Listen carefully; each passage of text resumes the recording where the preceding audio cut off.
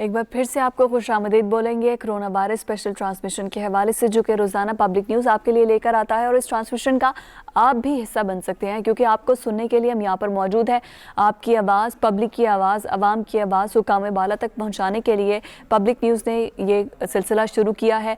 कोई मसले मसाइल हैं, आपको शट डाउन के बायस, लॉकडाउन के बायस पैदा होने वाली सूरत हाल के बायस जो भी मसले मसाइल हैं, आपको कोई मैसेज देना चाहते हैं, कोई सजेशन देना चाहते हैं, आवाम से कोई अपील करना चाहते हैं, हुकूमत से कोई अपील करना चाहते हैं, तो टेलीफोन नंबर आप अपनी टेलीविजन स्क्रीन पर देख सकते हैं। इन टेलीफोन नंबर्स पर आप हमें फ़ोन कर सकते हैं। आप हमें बता सकते हैं कि आपको क्या मसले मसाइल हैं, और हम पूरी कोशिश करेंगे कि आपकी आवाज़ हुकाम बाला तक पहुँचाई जा सके, क्योंकि आवाम जो है वो रिलीफ चाहती है। और लेकिन आवाम को खुद साथ ये चाहिए कि रिलीफ के साथ साथ वो एहतियाती तदाबीर पर भी अमल करे, क्योंकि अगर वो सिर्फ ये चाहे कि हुकूमत ही उनके लिए कुछ करती रहे, हुकूमत ही कुछ करती रहे, तो हुकूमत तब तक कुछ नहीं कर सकती, तब तक कोरोना पर काबू नहीं पा सकती, जब तक आप, मैं, हम सब मिलकर हम एहतियाती तदाबीर नहीं अपनाते हैं। हम इस कोरोना वायरस को तभी शिकस्त दे सकते हैं जब हम खुद साफ़ सुथरे रहेंगे, घरों में मौजूद रहेंगे, खुद को सेल्फ आइसोलेट करेंगे और एक दूसरे से डिस्टेंस रखेंगे, ताकि कोई वायरस अगर किसी एक शख्स में है तो किसी दूसरे में मुंतकिल ना हो सके। और प्लस माशरे का वो तबका जो कि बेरोज़गार हो चुका है इस शटडाउन के बायस, जिनके बच्चे भूखे सो रहे हैं, उनके लिए सोचना चाहिए है। गवर्नमेंट अगर इस पर इनिशिएटिव ले रही है, एहसास कफ़ालत प्रोग्राम के तहत 12-12 हज़ार उन लोगों को पहुंचा रही है, उन लोगों को दे रही है जिनको जो कि रजिस्टर्ड हो चुके हैं, जिनकी पूरी कवायफ उनके चेक किए गए, और उसके बाद अगर वो क्राइटेरिया में पूरा उतरते हैं तो फिर उनको ये पैसे दिए जा रहे हैं। लेकिन इसके अलावा हमारे इर्द गिर्द, हमारे आसपास बहुत से ऐसे लोग हैं जिनके बच्चे भूखे सो रखे हैं, जिनके पास खाने को नहीं है, तो उनका भी ख्याल करना चाहिए। लाहौर से लाइव कॉलर हमारे साथ मौजूद है इमरान, उनसे बात करते हैं। जी अस्सलाम वालेकुम। वालेकुम सलाम। बाजी मेरा ना मैसेज तो आया है, लेकिन वो जमीला बीबी के नाम पे आ रहा है। आपने अपना आईडी कार्ड सेंड किया था? जी जी, 36104। ठीक है जी, आपने अपना आईडी कार्ड 8171 पर सेंड किया, और उसके बाद क्या रिप्लाई क्या आ रहा है? आ रहा है जी, मोहतरमा जमीला बीबी, आप अपना असल शनाख्ती कार्ड एहसास प्रोग्राम में लेके आए और 12,000 रुपया वसूल कर लें। ठीक है, आईडी कार्ड के मसले आ रहे हैं। पहले भी बहुत से कॉलर्स ऐसे हैं जिन्होंने आईडी कार्ड का मसला बताया है। बहुत शुक्रिया आपका। लाहौर से इमरान ने हमें कॉल की थी, और यही मैं बार बार बात कर रही हूँ कि आपको तो ये मैसेज आ रहा है, इसके अलावा बहुत से ऐसे मैसेजेस भी आवाम को मिल रहे हैं कि आपका आईडी कार्ड दुरुस्त नहीं है, और सेम भी आईडी कार्ड का इशू आ रहा है। तो गवर्नमेंट को चाहिए कि इसको पूरे तरीके से आके आवाम को बताया जाए कि किस तरह से आपने आईडी कार्ड सेंड करना है, ताकि कोई मसला ना हो, उनके सिस्टम में जाके वो नंबर्स को जब चेक करें तो वो सेम पर्सन को आगे मिल सके। बहुत शुक्रिया, आपने फ़ोन किया। आप भी अब हमें फ़ोन कर सकते हैं। टेलीफोन नंबर जो है वो हमारा आपकी स्क्रीन पर मौजूद है। अगर कोई आप वीडियो हमें चाहते हैं कि हम वो दिखाएँ, बच्चे पार्टी घर में किस तरह से वक्त गुजार रहे हैं और क्या कुछ कर रहे हैं, क्या मसरूफियात है, बड़ों को कैसे चैलेंज कर रहे हैं कि वो घर में रहें, और क्या मसरूफियात है बड़ों की, किस तरह से हाथ बिठा रहे हैं, तो वो सब वीडियोस बनाकर आप हमसे शेयर कर सकते हैं और बता सकते हैं कि इस दुनिया में करने को बहुत कुछ है। अगर आप घर में मौजूद हैं, जॉब पर नहीं जा रहे, तो इसके अलावा भी बहुत कुछ है। सीखने का अमल शुरू हो सकता है, पढ़ने का अमल शुरू किया जा सकता है। इसके अलावा बहुत सी ऐसी चीज़ें हैं जो घर में बैठकर की जा सकती हैं, तो हमने सिर्फ उसकी तरफ देखना है। इसके अलावा टेक्नोलॉजी के साथ हम बहुत ज़्यादा अटैच हो चुके हैं। हर किसी के पास एंड्रॉयड फ़ोन होते हैं, जिनमें आप इंटरनेट के ज़रिए पूरी दुनिया से एक कैचअप कर सकते हैं, देख सकते हैं कि पूरी दुनिया में क्या चल रहा है, क्या सूरत हाल है, क्योंकि ऑल अराउंड द वर्ल्ड, सारी दुनिया में ही इस वक्त शटडाउन है, लॉकडाउन है, लोग घरों में मौजूद हैं, एहतियाती तदाबीर अपना रहे हैं। तो बहुत सी ऑनलाइन क्लासेस बहुत से टीचर्स दे रहे हैं। इसके अलावा ऑनलाइन सेशंस हर जगह चल रहे हैं, कुकिंग की क्लासेस हो रही हैं। तो जो भी आप सीखना चाहते हैं, जिसमें आपको लगता है इंटरेस्ट है, तो वो सब कर सकते हैं। इसके अलावा वो तमाम अफराद जो कि मुंतज़िर हैं मदद की, कि कोई आए हमारी मदद करे, ताकि हमारे बच्चे जो हैं वो भूखे ना सो सके, एक घर का सर्कल चलता रहे, तो उस माशरे के, उस तबके को थोड़ा जो है, हम जो साहिब इस्तेदाद हैं उनको स्टैंड यहाँ पे करने की ज़रूरत है, ताकि उन लोगों की हेल्प करें जो कि इस वक्त शदीद मुश्किल का शिकार है। चाहे गवर्नमेंट की तरफ से अब थोड़ी आसानी कर दी गई है, कुछ फैक्ट्रीज़ को खोलने की इजाज़त दी गई है, कुछ मिल्स को खोलने की इजाज़त दी गई है, कंस्ट्रक्शन साइट जो है उसको सबसे ज़्यादा खोलने की इजाज़त दी गई है, तो वो वहाँ पर मज़दूर जो है वो जा सकते हैं, अपना काम शुरू कर सकते हैं, ताकि गुज़र बसर उनका हो सके। क्योंकि हमारी मईशत इतनी स्ट्रॉन्ग नहीं है, ना ही हमारा बजट इतना स्ट्रॉन्ग है कि हम हर किसी को लुक आफ्टर कर सके। तो दूसरी तरफ जो ज़ख़ीरा अंदोज़ हैं, जो ज़ख़ीरा अंदोज़ी कर रहे हैं, जो 10 रुपये की चीज़ को 50 रुपये की बनाकर बेच रहे हैं, क्योंकि उनको पता है कि इस वक्त आवाम को ख़रीदना ही ख़रीदना है, एक सर्कट चलना ही चलना है, तो वो ज़ख़ीरा अंदोज़ी कर रहे हैं, अशिया को महंगे दामों बेच रहे हैं।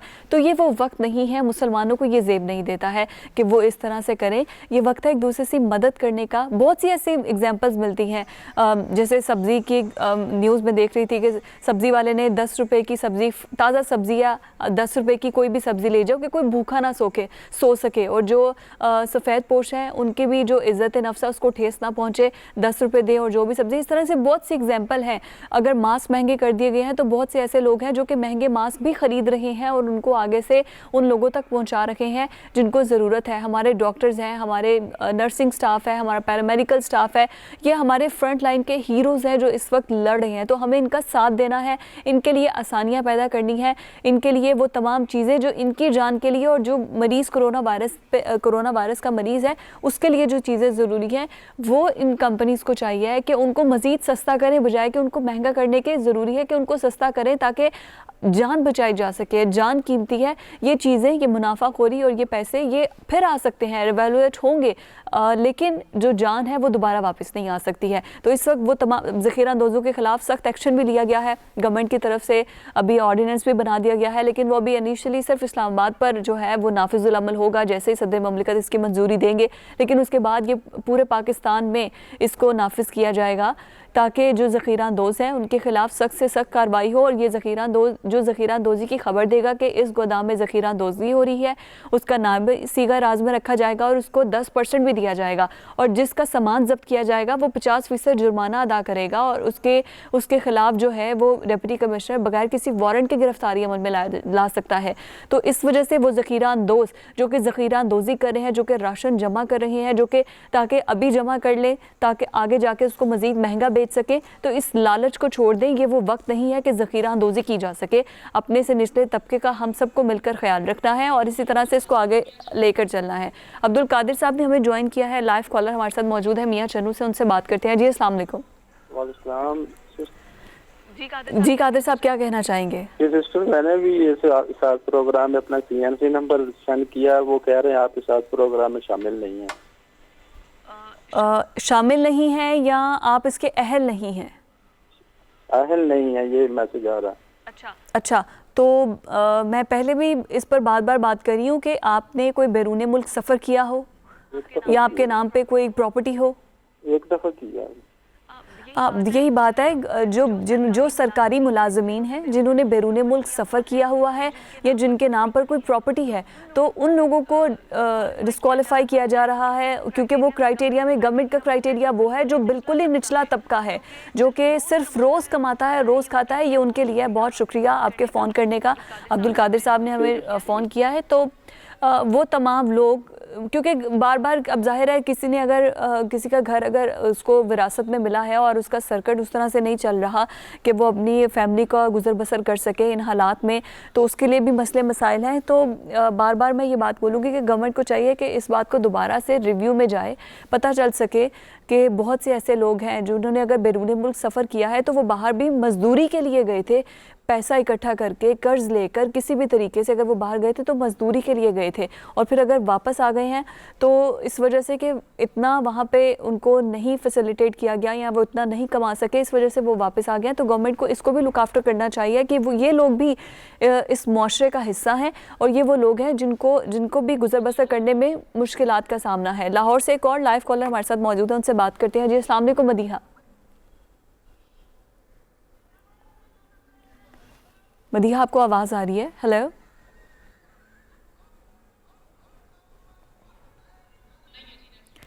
ठीक, मदीहा जो है उनकी कॉल ड्रॉप हो गई है और हम बात कर रहे थे कोरोना वायरस के हवाले से ही। अगर आप इस लाइव ट्रांसमिशन का हिस्सा बनना चाहते हैं, कोई पैगाम है जो आप देना चाहते हैं, कोई मैसेज है या गवर्नमेंट से कुछ कहना चाहते हैं, तो टेलीफोन नंबर आपकी टेलीविजन स्क्रीन पर मौजूद है। इस पर फ़ोन कीजिए, फ़ोन उठाइए और फ़ोन कीजिए, हमसे बात कीजिए और अपनी प्रॉब्लम हमसे शेयर कीजिए। और बार मैं एक ही बात बोलूँगी, जो साहिब इस्तात हैं ये उनका काम है कि इस वक्त वो भी गवर्नमेंट के साथ खड़े हों, जो बड़े बिजनेसमैन हैं, जो बड़े बिजनेस टाइकॉन हैं, उनको सबको चाहिए कि इस निचले तबके को भी साथ लेकर चलें, क्योंकि अभी लॉकडाउन के बायस बहुत से ऐसे लोग हैं जिनके कारोबार बंद हो चुके हैं। सब जानते हैं कारोबार बंद हो चुके हैं। गवर्नमेंट जितना उनको सपोर्ट कर सकती है, गवर्नमेंट जितना काम कर सकती है, वो साथ साथ कर रही है। अगर आपको मैसेज ये आ रहा है कि आपके कवायद पूरे नहीं हैं या अभी आपका आईडी कार्ड दुरुस्त नहीं है, तो दूसरी जानिब बहुत से ऐसे लोग हैं जिनको गवर्नमेंट ने पैसे भी दिए हैं। गुजरावाला से शकील साहब हमारे साथ मौजूद हैं, उनसे बात करते हैं। जी अस्सलाम वालेकुम। जी वालेकुम सलाम। शकील साहब क्या कहना चाहेंगे?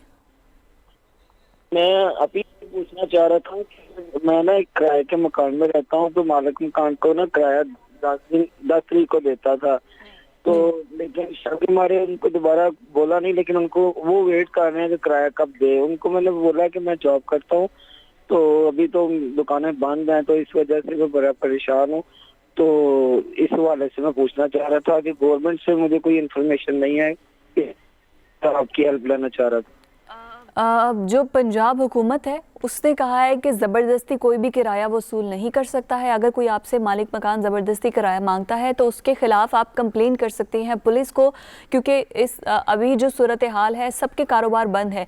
तो बार बार ये शिकायत आ रही थी, जो किराएदार हैं, जो किराए के मकानों में रहते हैं, जिनकी किराए की दुकान है, वो किराया किस तरह से अदा करें क्योंकि वो घरों में मौजूद हैं। तो ये रिलीफ दिया गया है गवर्नमेंट की तरफ से उन तमाम किराएदारों को कि वो जब तक ये लॉकडाउन है, कारोबार नहीं खुलते, तो वो किराया अदा ना करें तो उनको घर से बाहर नहीं निकाला जाएगा। लेकिन अगर कोई मालिक मकान ज़बरदस्ती करता है तो उसके खिलाफ आप कंप्लेन कर सकते हैं पुलिस स्टेशन में। बहुत शुक्रिया आपका फ़ोन करने का। तो वो तमाम किराएदार जो कि किराए की दुकान में, जिनकी किराए की दुकान है या किराए के मकान पर रहते हैं, तो वो मालिक मकान उनसे ज़बरदस्ती किराया वसूल नहीं कर सकते हैं, क्योंकि बार बार पहले शुरू में बहुत सी ऐसी कॉल्स आई थी कि किराए मालिक मकान हमसे किराए का बार बार मुतालबा कर रहा है, कारोबार बंद है, हम कहाँ से अदा करें।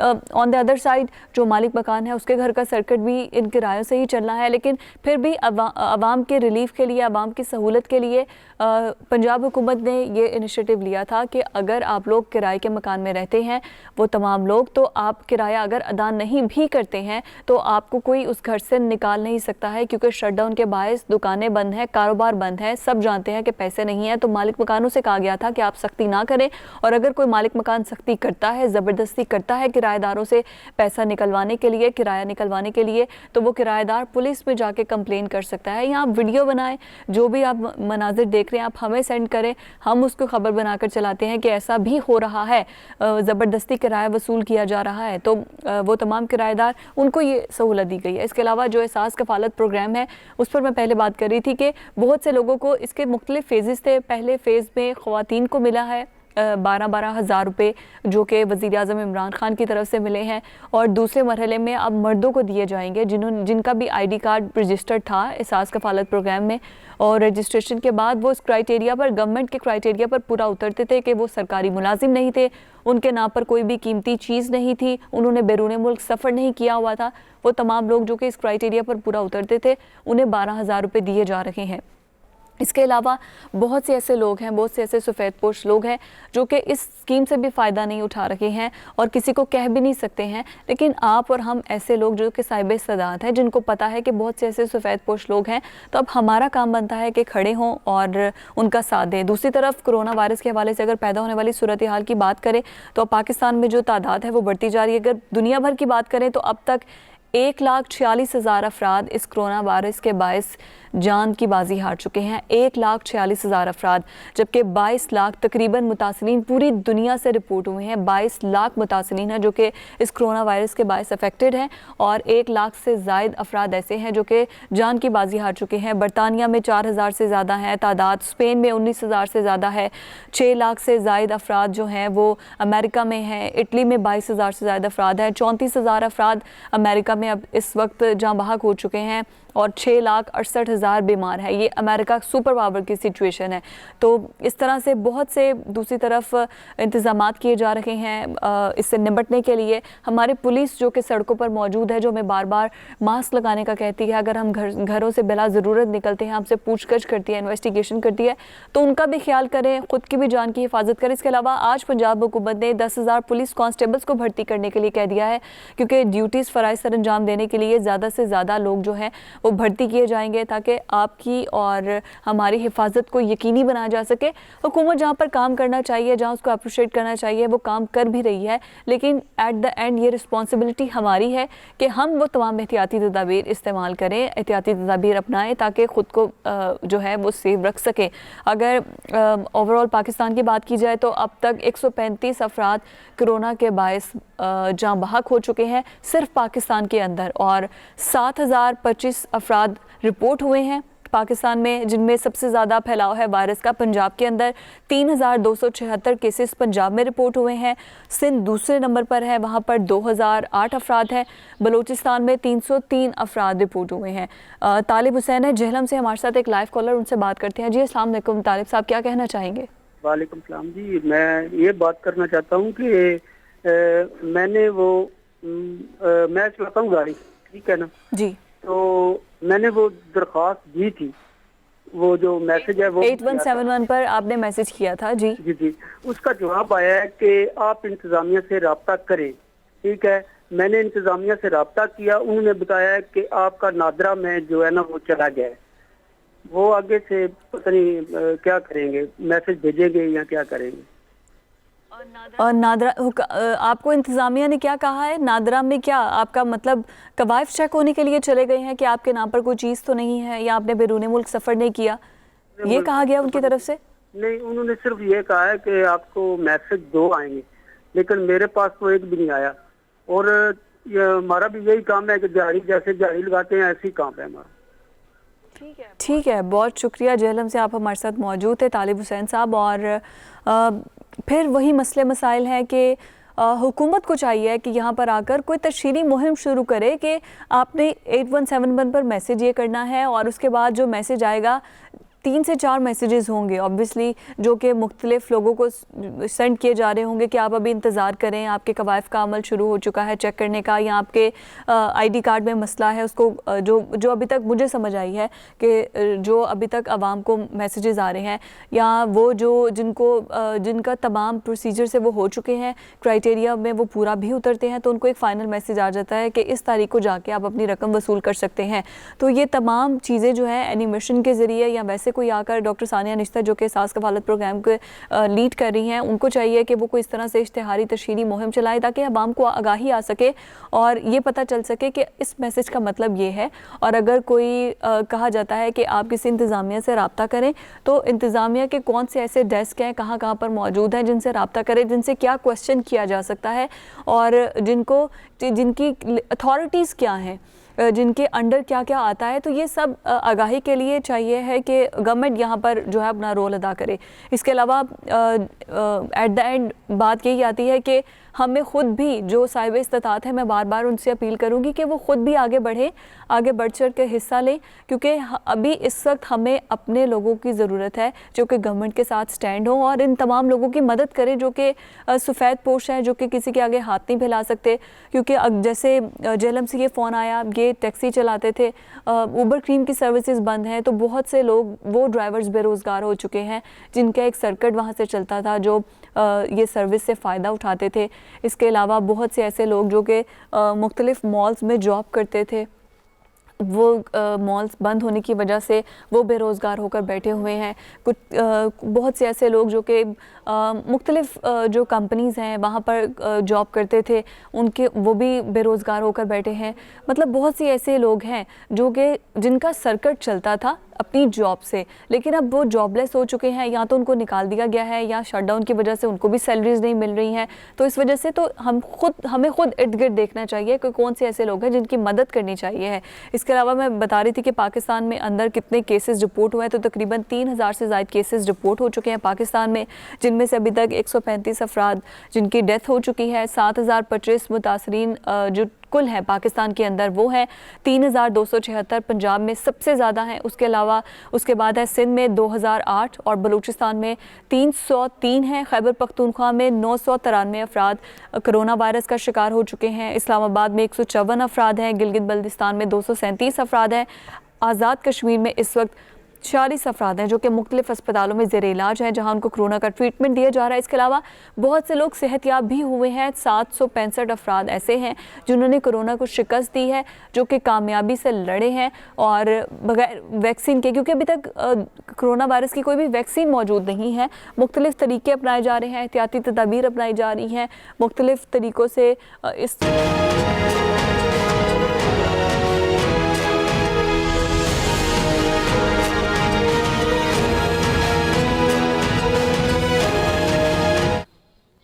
एक बार फिर से आपको कोरोना वायरस स्पेशल ट्रांसमिशन में खुशामदीद बोलेंगे और आप इस ट्रांसमिशन का हिस्सा बन सकते हैं। टेलीफोन नंबर आपकी टेलीविजन स्क्रीन पर मौजूद है, फ़ोन कीजिए, हमसे बात कीजिए। कोई सजेशन है आपकी, कोई मुश्किलात है आपकी, कुछ गवर्नमेंट से कहना चाहते हैं, हमसे बात करना चाहते हैं, कोई मैसेज आवाम को देना चाहते हैं, तो इस नंबर पर आप हमसे बात कर सकते हैं। कोई वीडियो है जो आप चाहते हैं कि हम सबको दिखाएँ, तो वो वीडियो इस व्हाट्सएप नंबर पर आप हमसे शेयर कर सकते हैं और वो हम आपकी वीडियो सबको दिखाएँगे। कोरोना वायरस की स्पेशल ट्रांसमिशन का मकसद ये है कि हम पब्लिक की आवाज़ को पहुंचा सकें हुकाम वाला तक, ताकि पब्लिक को जो भी मसाइल हैं वो पता चल सके हुकाम वाला को। हसन है लाहौर से हमारे साथ, उनसे बात करते हैं। अस्सलाम वालेकुम हसन।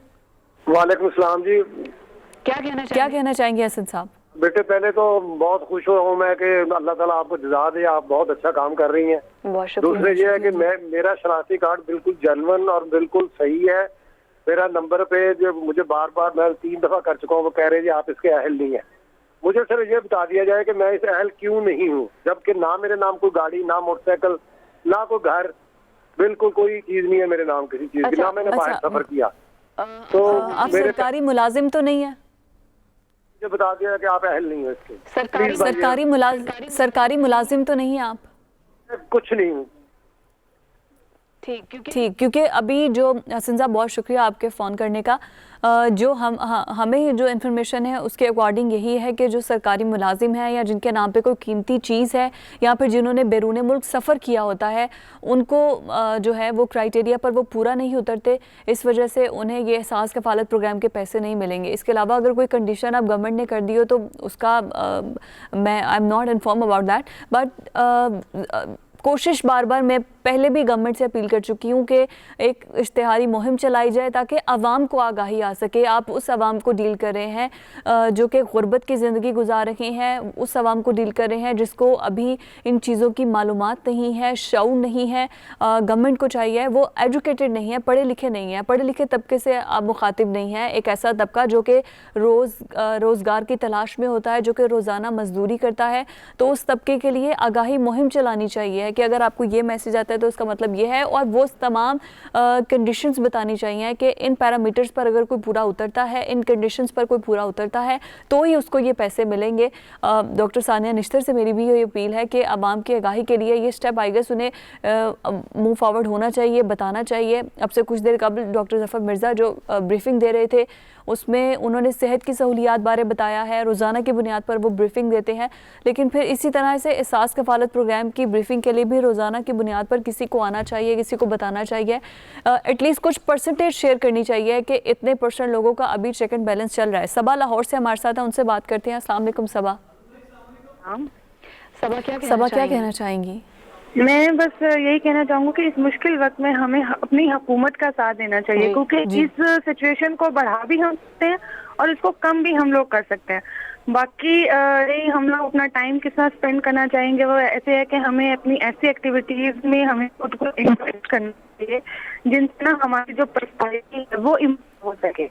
हमें हमारे इम्यून सिस्टम को बेहतर करने के लिए दही का इस्तेमाल, एग्स वगैरह ये हमें करना चाहिए, ताकि ये जो कोरोना वायरस है ये उन्हीं लोगों पे इफेक्ट करता है जिनका इम्यून सिस्टम स्ट्रांग नहीं होता।